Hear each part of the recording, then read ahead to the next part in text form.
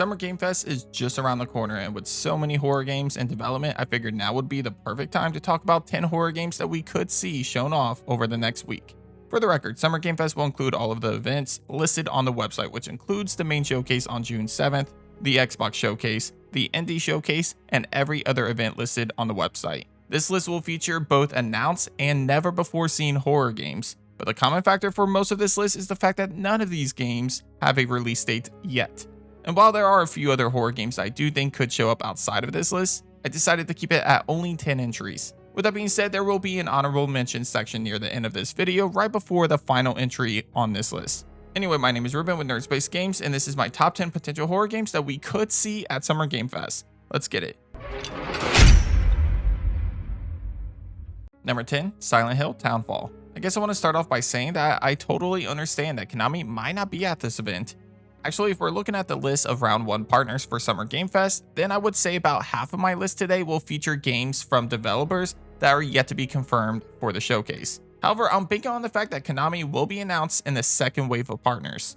And outside of Silent Hill 2, I feel like Silent Hill Townfall will be Konami's next big release, even before Metal Gear Solid Delta, which is rumored to be receiving a delay sometime soon. Other rumors point to Silent Hill Townfall being the start of an anthology series and suggest that the game will take a lot of inspiration from supermassive games like Until Dawn and The Quarry. If that's the case, I could see this game being developed fairly quickly and potentially being released late 2024 or early 2025. And Konami did address the elephant in the room about why this game wasn't shown off at the last transmission. They said they wanted the showcase to focus primarily on Silent Hill 2, and they will follow up on the other Silent Hill titles when the time is right. Well, maybe Summer Game Fest is the right time. It should also be noted that Annapurna Interactive, the publishers of Silent Hill Townfall, has been confirmed as a partner for Summer Game Fest, so the odds that Townfall will appear at the upcoming showcase is slightly better with that confirmation. Number 9, Post Trauma. For those that don't know much about Post Trauma, this is the indie survival horror game that looks to be taking a lot of inspiration from Silent Hill, with the majority of the game taking place underground in a subway of some kind. The game follows a train conductor who is forced to confront his past while also battling demonic creatures and solving difficult puzzles. So if you're a fan of classic survival horror games, then this game could be just for you. As of now, we don't have an official release date, but the last we heard from this game, we were told that it would release in Q2 of 2024. Well, we're coming pretty close to the end of Q2, so unless there is a delay that's about to get announced soon, we should be getting a release date very soon. And considering that Post Trauma has shown up at just about every single event hosted by Jeff since it was announced, including both Gamescom and the Game Awards, I wouldn't be too surprised to see Post Trauma either shadow dropped or a release date announced at either the main showcase or the indie showcase on June 7th. Number 8, Alan Wake 2, Lake House, and Night Springs DLC. Late last year, Remedy announced that Alan Wake 2 would be getting 2 DLCs sometime in 2024.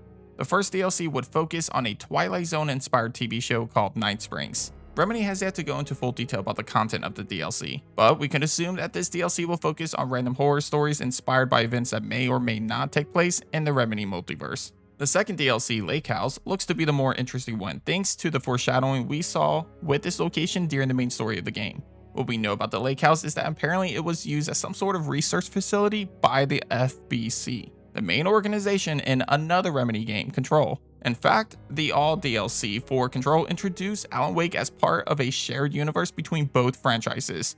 So it would make a lot of sense for Alan Wake 2 to feature a DLC that could potentially bring in Control's main protagonist and FBC agent, Jesse Faden. While I do doubt Jesse will be the main playable character of the Lake House DLC, a cameo at some point is kind of expected, honestly. Especially with rumors speculating that Remedy is already hard at work on a sequel to Control, and this DLC could tease that game in the same way that Control's DLC teased Alan Wake 2. With both DLCs still scheduled for a 2024 release date, Sam Lake's relationship with Jeff, and a teaser made by Remedy Entertainment on Twitter to the Night Springs DLC, chances are that we'll see details on one or even both DLCs revealed at Summer Game Fest.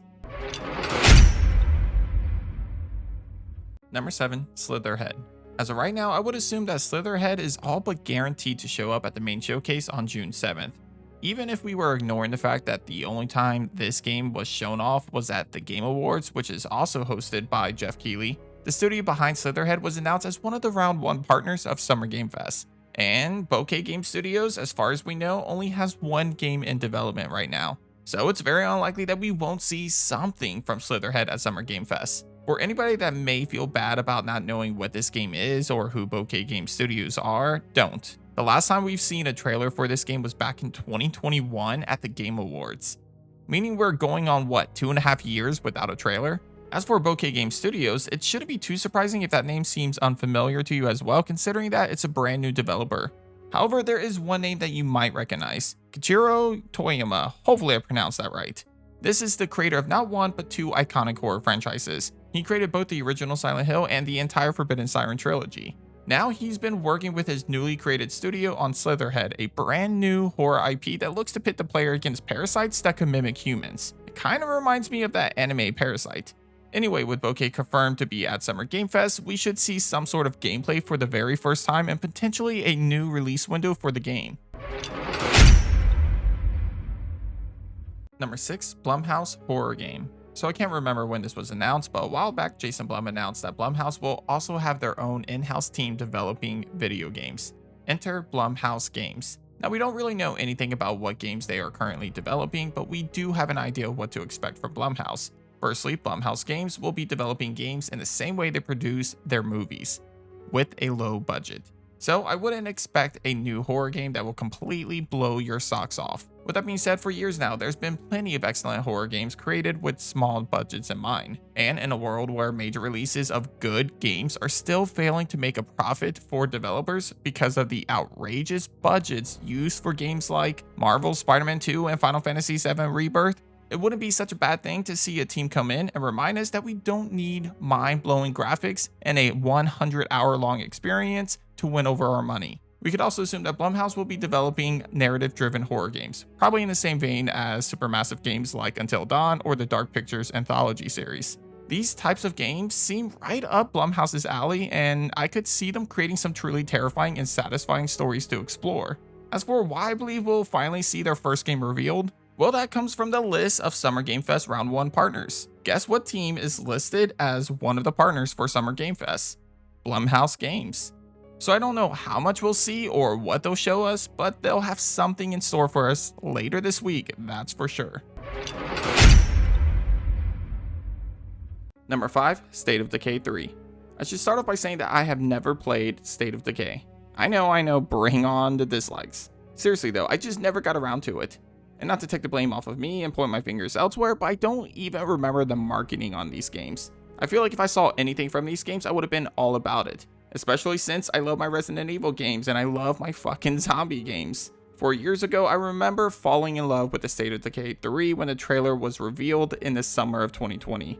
Unfortunately, that first trailer has been the only trailer that we got, and the game has been quiet ever since. Sure, we've seen a lot of updates recently from the developers, but as far as gameplay and trailers go, we've got nothing in 4 years, guys. Well, apparently there's been a lot of leaks and rumors around the status of this game that all point to the fact that State of Decay 3 is actually doing really well and that it's not as far out as we might think it is. So I'm putting my money on the fact that after almost 4 years, we'll finally see State of Decay 3 at the Xbox Showcase, and not only that, we'll get a release date or a release window as well.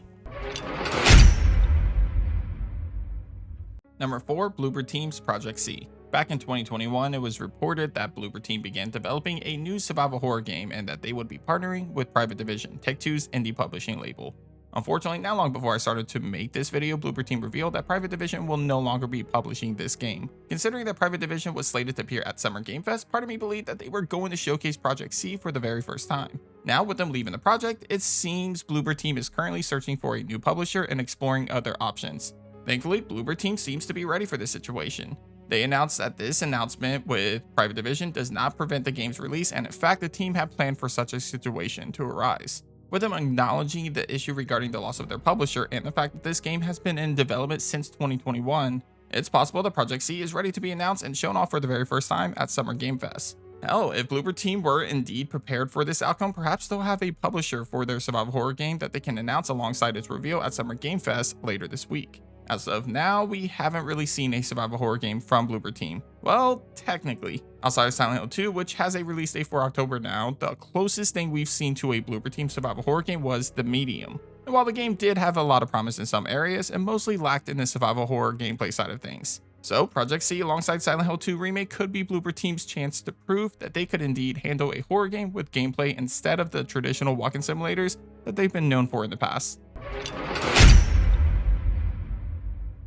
Number 3, Tormented Souls 2. One of the biggest surprises from Gamescom 2023 was the announcement of a sequel to one of my favorite indie survival horror games of all time, Tormented Souls. On top of that, it was revealed to us that we would be getting Tormented Souls 2 sometime in 2024. Since its reveal 9 months ago, we have yet to see any information or updates on this game at all.